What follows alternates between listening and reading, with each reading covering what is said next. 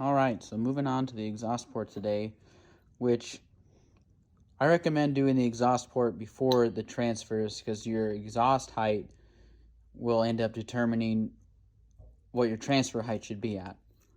And I already know the numbers I'm hitting for this saw, but which you should have that all planned out before you do any of this. So I went ahead and got my ruler here, got my width all set. I'm going to take a ring, put it down in there,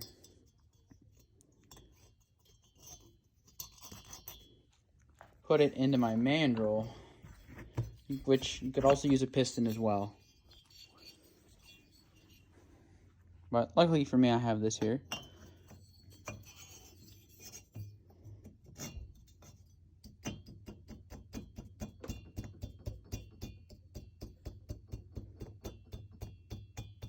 I'm just going to guess to start. That's my guess.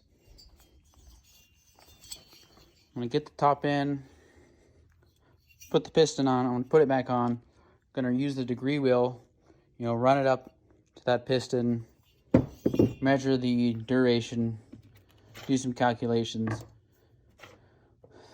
and then that'll tell me where it's at. So I'm going to use that method to find the duration I want, which in this case I'm shooting for 98.99. And then I'm going to make my mark, then I'm going to get to grinding. So first I'm going to widen, and then I'm going to do kind of the rest of it, smoothing out of things. I'll thin this flange a little bit. You want the whole shape to be an inverted cone. So you want the bottom of the cone to be on this side. Smaller here, bigger here. You want it to look like a cone looking into it. Alright, so I got my ring still in there. Found my timing mark. I went just a little past where that ring is, where my actual timing should be, because the thickness of the Sharpie eats up a couple degrees on the timing wheel, at least about a degree in actual port timing. And yeah, I'll be checking when I get close to that line. I'll be checking the duration multiple times. It sucks when you, like everyone says, when you're doing anything with metal, a lot easier to take material off than it is to put it back. Now, one thing that's important when doing, when you could say dropping the jug, decking the jug, whatever, cutting the squish band, is knowing how much skirt length you have to use. So this mark here was stock, so I had that much to use, and then I ended up right there. So the 288's got plenty of skirt, but a saw like the 460 or the 044, it's all kind of the same stuff. You don't even have that much stock, so you're actually getting limited to how far you can lower the jug. And that's important, because if you think, oh, I'm going to go and take 50 thousandths off, not even think about that, and then you come back, you put your jug down, you end up getting a free port in your exhaust. And you can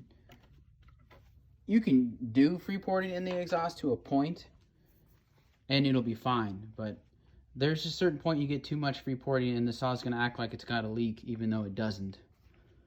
So that's important when doing exhaust. So exhaust, pretty much the same as the intake. Just gonna widen this out, and I'm gonna be really mindful of not getting kind of to this point here, because if you start kind of widening it out and you get a little too low here, then you end up having to straighten out this floor, and I'm not gonna grind on this right here at all.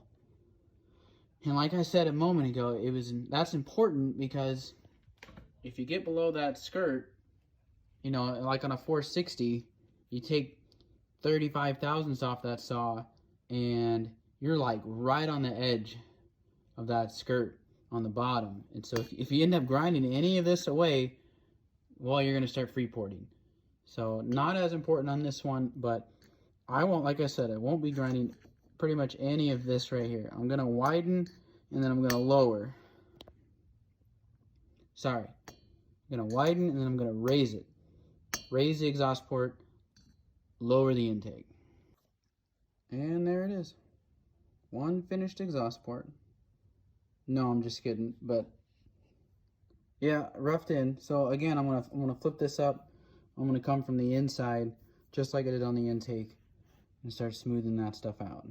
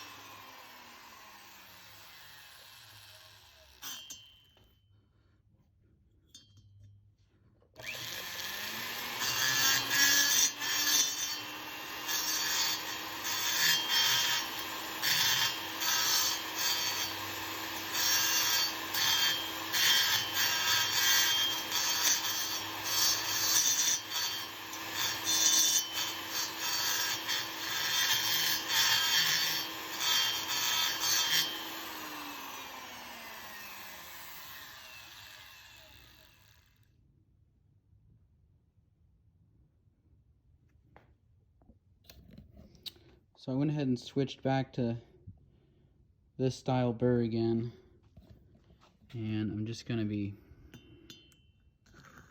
going through here, getting this stuff up in here. Then I'm gonna start working on raising the port, and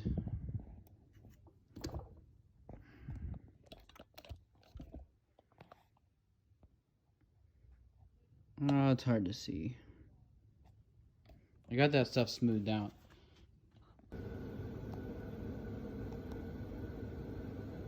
Well, I got it roughed in.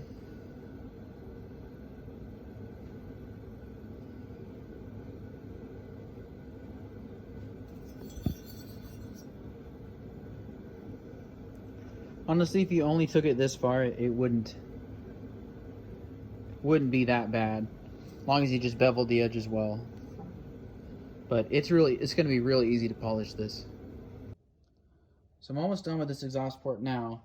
I've just hit it with 120, and honestly, once you get it smooth at 120, the rest of it from there, it goes really quick. And I didn't show how this works. See, and then once you get it going, it kind of balls up. It's real quick and easy. And that's just with a single pass, kind of on this section here with 240. I mean, and it's starting to look pretty good. I'm gonna hit it. You know, I gotta get the corners up in here, which you kind of, it's best if you poke it through and look through this direction. And it's also best if you use a skinnier piece. So you end up wanting to cut something about this width here. You could even go a little bit skinnier to get up in those corners. But yeah, I mean, literally one piece for the bottom and then kind of the sides, probably just one more piece for the other side of the port, and then the corners, and then from there I'm just going to 400. So that was 120, 240, 400, and then I'll hit it with just literally one strip of 500, and it's good to go. And there you have it, all polished up. I just need to bevel it now.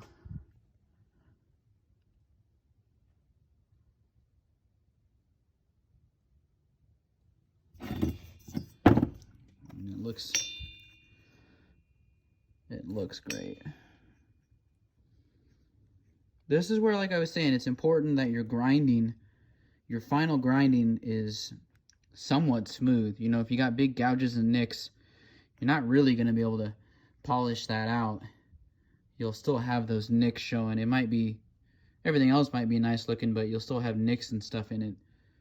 Probably not really a big deal as far as running and whatnot goes, but as you get better and perfect your art, it's not that hard, so might as well do it right. So I'm going to go ahead and bevel it just the same way I did the intake. Throw it in here, take my little ball bit, rub it around like magic, polish it up with those Scotch-Brite little pads. call it a day. And it's done. Really smooth edges. I mean, extremely smooth. And that's how you want it. Nice, beveled, smooth edge.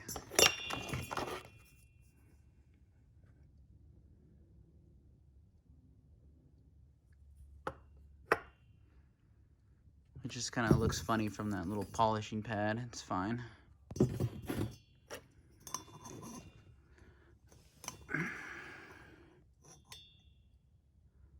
Look at that.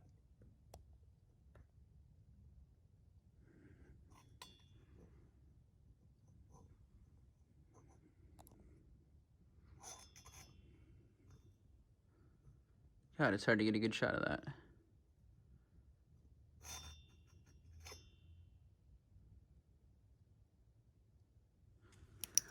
I wanted to touch on one other bit. I used to use this, and it's called a diamond ball bit, I believe. Another Amazon purchase. It works good too for beveling. You have to be a little more careful because you got to get that edge with the smaller ball.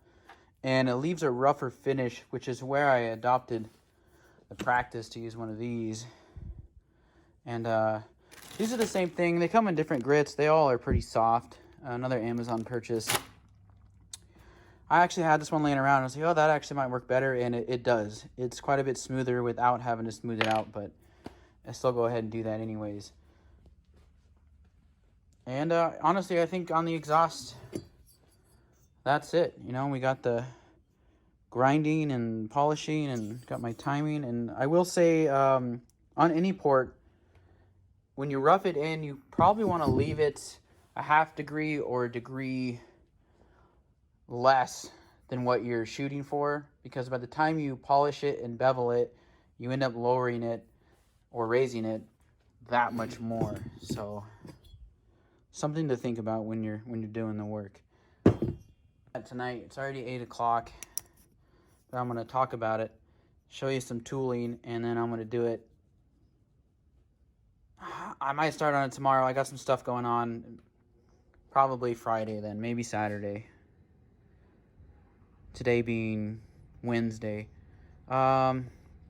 These transfers, I like to, and most people, there's a lip right here, like to grind this lip down. I mean, just a little. I don't take it far or anything. Just knock that lip off. People say it can cause pooling. You get some fuel pooling in there. I don't know, but generally when you port a saw, you want to open up the transfers to some degree to get a little more flow through there. I mean, you increase the intake duration a bunch and everything else flows. So I'm going to go ahead and, knock that lip off. And then I've never done this on a 288, but I'm going to give it a shot. It worked really well in the last saw I did. I'm going to do a Bridgeport, which Bridgeport, you basically just grind a channel from the front of the port down to here, and you end up getting more transfer then. So as the piston comes down, it's compressing the air in the case, and then the air is going to be loaded right here, and then as soon as that opens, it's going to shoot air out this direction, which is what you want because the intake's over here, so it'll push and chase that exhaust gas out. Just another way to get a little more transfer and open the case up a little bit. And one thing you want to be careful of when building a work saw when porting is you don't want to grind too much material away in the case, which this will be part of the case down here, because you end up getting a weak case compression, and then you kind of get this lazy saw. It's usually fine for more race saws or saws that you're trying to just spin real fast, but as far as saws that need some torque, you need case compression. So I don't do much. Knock this off a bit. I'm going to do the bridge, which I haven't done before. I'm sure it'll be good.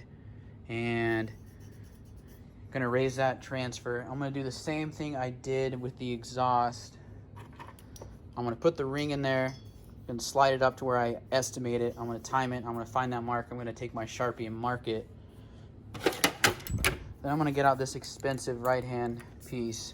It's like a $350 or $80 piece from CC Specialty Supply.